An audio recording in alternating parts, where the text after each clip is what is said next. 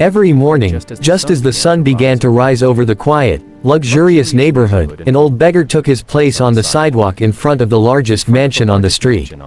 The house was impossible to ignore: tall iron gates, white marble pillars, and perfectly trimmed gardens that spoke of unimaginable wealth. In sharp contrast, the man sitting outside wore torn clothes, worn-out shoes, and carried a small cardboard sign that simply read, "Hungry. Please help." People passing by rarely slowed their steps. Some glanced at him with disgust, others with annoyance. A few whispered complaints, wondering why security allowed a beggar to sit in front of such a prestigious property. Luxury cars entered and exited the mansion all day long, their drivers never once lowering their windows to acknowledge the man on the pavement. To them, he was invisible. The beggar, however, noticed everything. From beneath his messy beard and lowered head, his sharp eyes carefully observed the world around him. He studied the behavior of the guards, the servants, and the wealthy guests who arrived dressed in expensive suits and dresses. He listened to their conversations, their laughter, and sometimes their insults. Each reaction, each expression, was quietly stored in his mind. Children pointed at him and laughed. Teenagers filmed him on their phones. Businessmen walked past as if he were nothing more than part of the street. Not a single person asked his name. Not one wondered how he ended up there. The mansion behind him belonged to a legendary billionaire, someone known across the country for his intelligence, power, and ruthless success in business. People admired his wealth but feared his influence. What no one knew was that the man sitting on the ground was the very owner of that mansion. Disguised as a beggar, he had chosen to step out of his world of luxury to face society as its lowest member. He wanted answers to questions that money could not buy. He wanted to know how people treated those who had nothing, how kindness survived in a world obsessed with status, and who remained human when there was nothing to gain. Hours passed. Coins clinked occasionally into his cup, mostly tossed without eye contact. Some people dropped money not out of compassion, but out of guilt or discomfort. The beggar thanked everyone in a soft, calm voice, even those who mocked him. As the day ended and the sky turned orange, he looked up at the mansion gates and allowed himself a faint smile. This was only the beginning. Tomorrow, and the days after, would reveal truths far more powerful than wealth. And somewhere among the crowds, he hoped to find a heart that saw beyond appearances. The next morning, the beggar returned to the same spot in front of the mansion, just as quietly as before.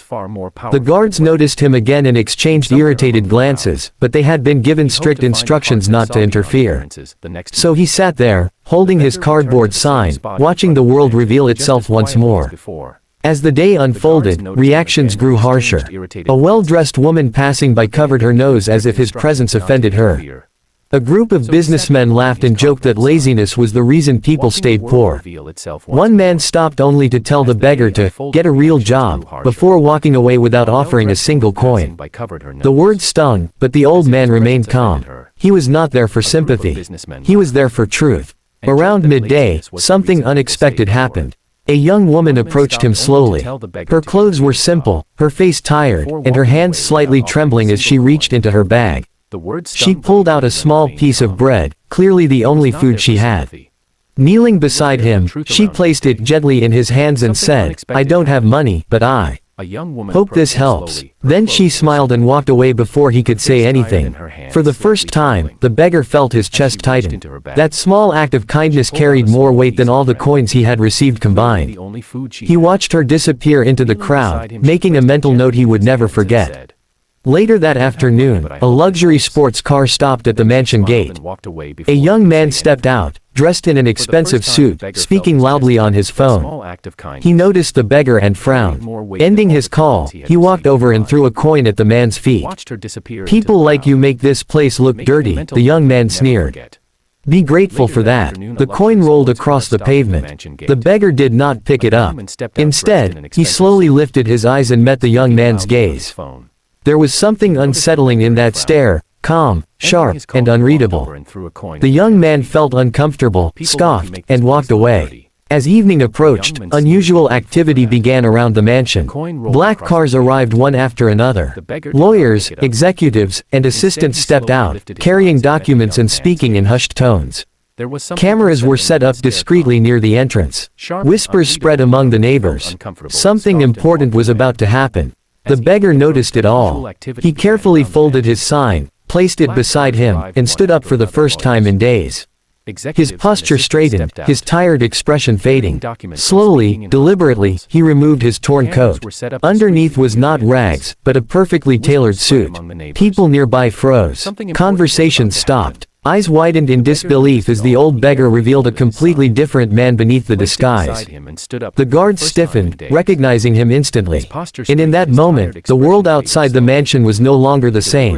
A heavy silence settled over the street as the man who had lived as a beggar for days now stood tall in front of the mansion gates. His posture was confident, his eyes sharp, and his presence commanding. The guards immediately straightened, fear and respect flashing across their faces. One of them rushed forward and opened the gate without a word. The crowd began to gather. Neighbors stepped out of their homes, passers-by slowed down, and whispers spread like wildfire. Cameras clicked as the man calmly walked toward the entrance of the mansion, then turned back to face everyone watching. "I believe introductions are necessary," he said in a steady voice. "This mansion belongs to me." Gasps echoed through the crowd. The billionaire, known from newspapers and television, stood before them, no longer hidden behind dirt and torn clothes. People who had ignored him, insulted him, or mocked him now avoided his gaze. Shame settled in their expressions. He continued, explaining why he had chosen this disguise.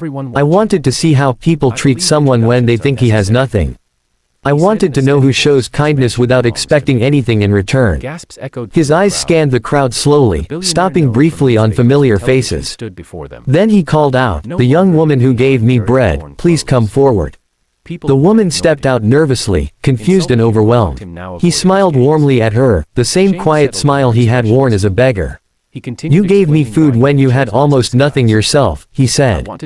"You saw a human being, not a burden." An assistant approached, handing him a document and a check. He placed it in the woman's hands. "This will pay off your debts and secure your future," he said gently. Tears filled her eyes as the crowd watched in stunned silence. Next, the billionaire turned his attention to the young man in the expensive suit. His voice hardened. "You represent my company," he said. "And today, you showed cruelty instead of character." He looked toward his executives. Effective immediately, he is no longer employed. The young man's face went pale. He tried to speak, but no words came out. The billionaire took a deep breath and addressed everyone once more. "We live in a world where wealth defines respect," he said. "But true value is revealed when there is nothing to gain. Kindness is not measured by money, but by intention." He paused, letting his words sink in. "This experiment ends today, but the lesson should not." Turning back toward the mansion, he walked through the open gates as the crowd stood frozen, their beliefs shaken. Some felt regret. Others felt inspired, but none would ever forget what they had witnessed. As the gates closed behind him, one truth remained clear. Riches may impress the eyes, but compassion is what truly defines a person. He said, but true value is revealed when there is nothing to gain. Kindness is not measured by money, but by intention. He paused. Letting his words sink in, this experiment ends today. But the lesson should not, turning back toward the mansion. He walked through the open gates as the crowd stood frozen. Their beliefs shaken, some felt regret, others felt inspired. But none would ever forget what they had witnessed. As the gates closed behind him, one truth remained clear: riches may impress the eyes, but compassion is what truly defines a person.